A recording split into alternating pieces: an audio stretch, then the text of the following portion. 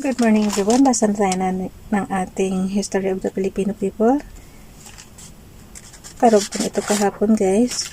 Nandito pa tayo sa part 3, Early Customs and Practices. Paragraph, How a Law was Made. Today is November 14, 2022. So, basa. Book ito ni History of the Filipino People by Agoncillo and Guerrero. Basa. How a law was made. When a chieftain of a barangay wanted a law enacted to prevent, say, the commission of serious or minor crimes, he called in the elders of the community and told them what he had in mind. The elders approved his plan, for it was meant to protect society from the incursions of the bad elements. The chieftain then made the necessary regulations or rules, which the elders immediately approved.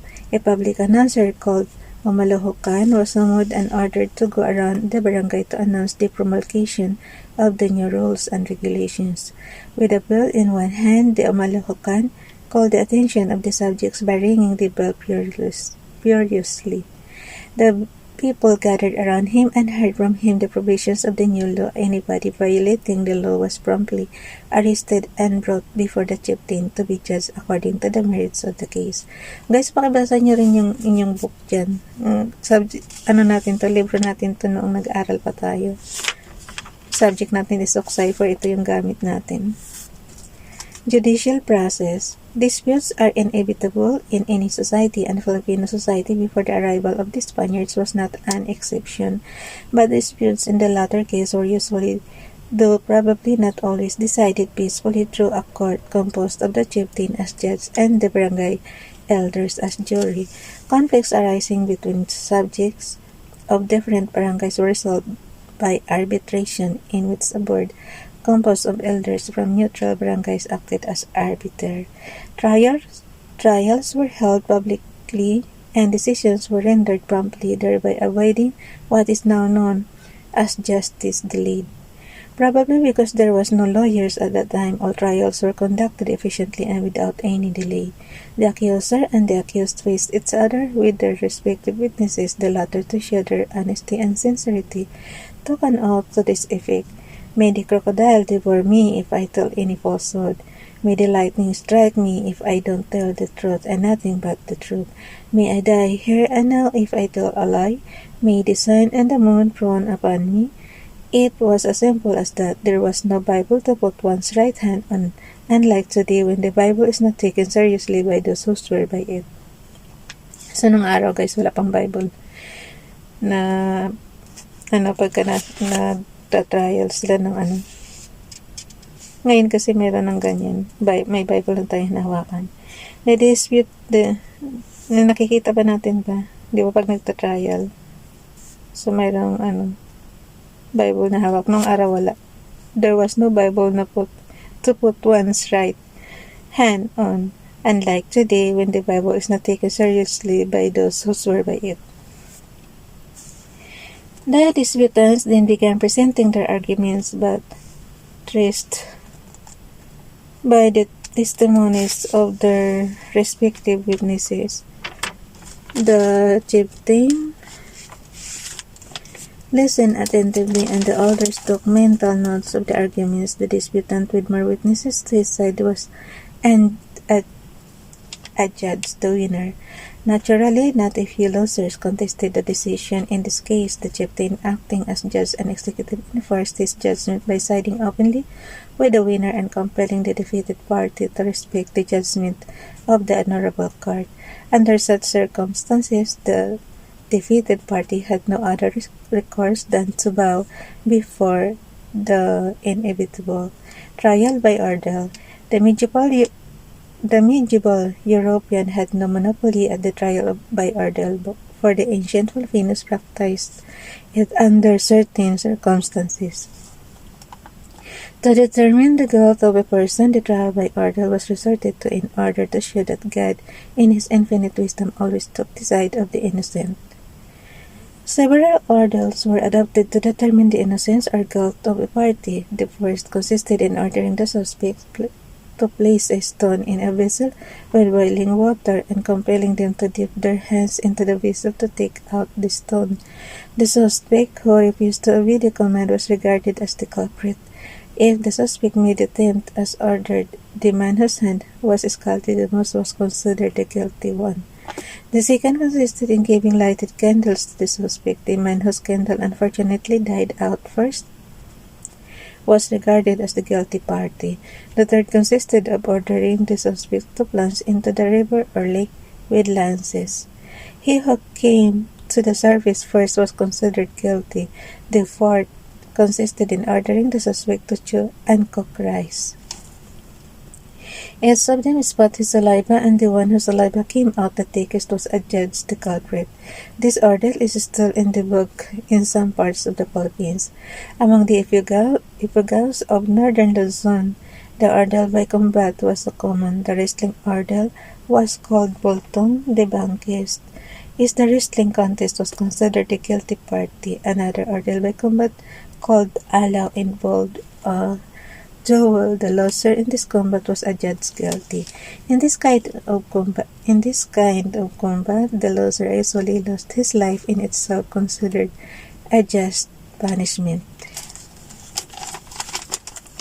Religious beliefs. The ancient Filipinos believed in the immortality of the soul and in life after death. The rituals based on beliefs in a ranking deity, whom they called Bathalang may kapal, and a host other deities in the environmental spirits and in soul spirits. The Bathala, the equivalent of the Spanish Dios, was supposed to be the creator of the earth and the man, and therefore superior to all other deities. These deities and their functions in relation to the daily life of the believers, thus they had a god of agriculture whom they called ideally a god of death, Sidapa, a rainbow god, Balangao, a war god, Mandarangan, a fire god, Agni, a god of the other world, Magwayin, a goddess of harvest, Lalahon, a god of health, Siginarugan, a god of love, Dayan Masalanta, a scores of other deities with their respective functions. Disease or illness was attributed to the temper of the environmental spirits and the soul spirits of the dead relatives. The Filipinos adored the sun and the moon, animals, and birds for the same to consider the objects of nature as something to be respected. Thus, they worship a kind of bluebird called Tigmamanokin and Thus, they worship a kind of bluebird called Tigmamanokin and another the crow. Even the lowly crocodile had its share of veneration, and all took to it with such awe and veneration that the believers went to the extent of imploring it not to harm them. Consequently, to reinforce their supplication, they threw a part of what they had into the water for the lucky crocodile to gobble. All trees too, which were not even fit to firewood, were believed to be divine, and nobody in his right senses would dare cut down such relics of old age. Since the reefs, the rocks, and the crags were also revered, the ancients left dishes and kitchenwares on them. At other times, they shot their arrows into the cliffs jutting into the sea in order to make their passage easy. Thus, the ancient Filipinos venerated almost any object that was close to their daily life, indicating the importance of the relationship between man and the object of nature. The veneration of the soul spirits was universal among the ancient Filipinos and may be termed the cult of the dead. They kept alive the memory of their dead relatives by carving idols of stone, gold, or ivory, which they called likha or larawan. The memory of the recent dead relative was revered as if he were alive, so that the previous relationship existing between them was continued to a certain extent even after the death of one of them. This special relationship was rooted in the belief that the spirit of the dead would be offended if food and wine were not shared with him, and having been offended, the spirit of the dead would take vengeance on the living by causing death, disease, or illness. Like the moderns, the ancient Filipinos adored idols called Anito in Tagalog and Diwata in Visayan. The Anitos roughly correspond to the present saints. Like most Filipinos today, the ancient offered prayers and food to their Anitos for safe navigation or a good catch. The ancient fishermen offered food and prayer for the Anito of the sea.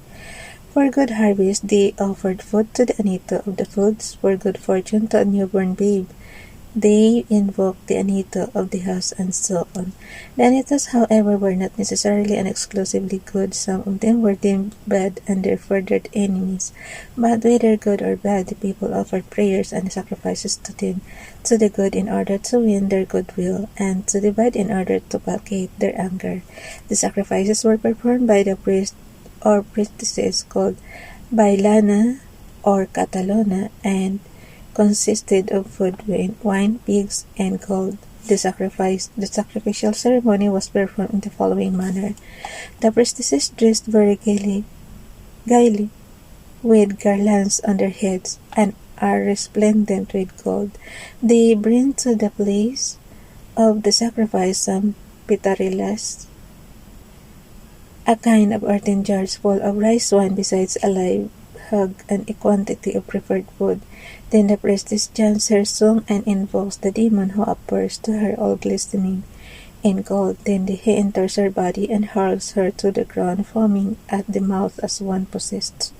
In this state, they declares whether a sick person is to recover or not. All this takes place to the sound of bells and kettle drums. Then she rises, and taking a sword, she pierces the heart of the hog. The people dress it and prepare a dish for the demons upon an altar erected. There they place the food.